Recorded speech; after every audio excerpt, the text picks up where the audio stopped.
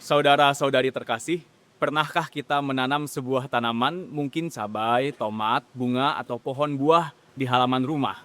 Ketika hendak menanam, biasanya kita mencari tempat yang baik, tanah yang gembur, cukup air, dan mendapat sinar matahari.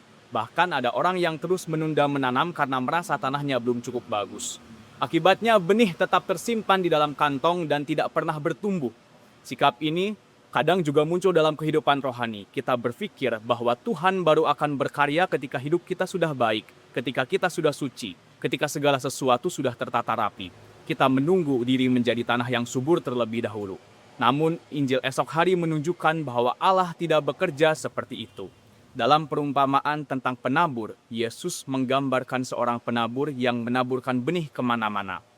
Sebagian jatuh di pinggir jalan, sebagian di tanah berbatu, sebagian di semak duri, dan sebagian di tanah yang baik. Secara manusiawi mungkin kita akan menganggap penabur itu kurang efisien. Mengapa tidak menunggu sampai menemukan tanah yang benar-benar subur? Namun justru disitulah kita melihat cara Allah mengasihi manusia. Allah tidak menunggu manusia menjadi sempurna sebelum memberikan rahmat-Nya. Ia tidak menunggu hati kita bersih tanpa celah sebelum menaburkan firman-Nya. Ia lebih dahulu datang, lebih dahulu mengasihi, lebih dahulu menabur. Dengan segala resikonya, ia tetap menaburkan benih sabdanya ke dalam hidup setiap orang.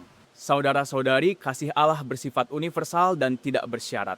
Tidak ada seorang pun yang dikecualikan dari taburan rahmat-Nya. Kita semua telah menerima benih itu. Pertanyaannya, bukan lagi apakah Allah telah menabur, melainkan apakah kita bersedia mengolah tanah kehidupan kita agar benih itu dapat bertumbuh?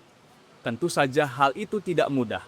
Santo Paulus dalam surat kepada jemaat di Roma mengingatkan bahwa kehidupan orang beriman selalu berada dalam proses. Ada perjuangan, ada penderitaan, ada penantian. Menjadi tanah yang subur bukanlah sesuatu yang terjadi dalam semalam.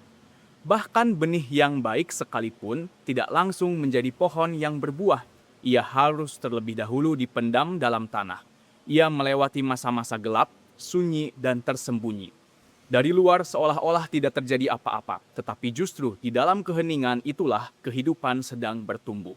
Demikian pula dengan hidup kita. Ada saat-saat ketika doa terasa hening, perjuangan terasa berat, dan pertumbuhan rohani tidak tampak. Namun Allah tetap bekerja di dalam kedalaman hati kita. Dan syukurlah semuanya tidak hanya bergantung pada usaha kita. Allah tidak menaburkan benih lalu meninggalkannya begitu saja. Melalui firman-Nya, melalui ekaristi, melalui rahmat-Nya yang terus mengalir, Ia senantiasa menyirami tanah kehidupan kita. Seperti yang diwartakan Nabi Yesaya, firman Allah bagaikan hujan yang turun dari langit dan tidak kembali dengan sia-sia, melainkan menyuburkan bumi dan membuatnya menghasilkan buah. Karena itu tugas kita bukan menciptakan benih atau hujan, tugas kita adalah terus mengolah tanah kehidupan kita, mencabut ilalang egoisme, membersihkan semak duri kekhawatiran, dan menyingkirkan batu-batu yang menghalangi pertumbuhan iman. Kini marilah kita bertanya kepada diri sendiri, benih firman Tuhan sudah ditanam dalam hidup saya. Apakah saya sungguh-sungguh mengolah tanah kehidupan saya agar benih itu dapat bertumbuh dan menghasilkan buah yang berlimpah? Tuhan memberkati.